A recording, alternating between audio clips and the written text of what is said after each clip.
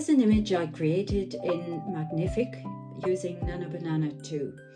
I usually create a plain white background, so it's easy for me to later cut out the character in Photoshop. But sometimes I forget to do so, or there's too much background still.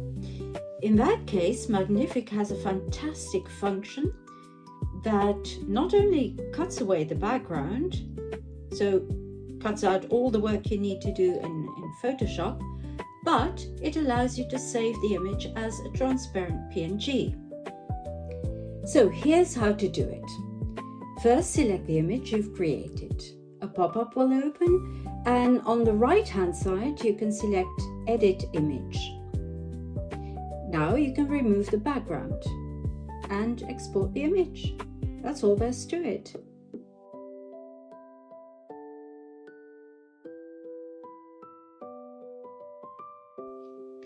So here you can see the image I have just downloaded. I add a layer beneath it, color in the layer, and here you are, magic!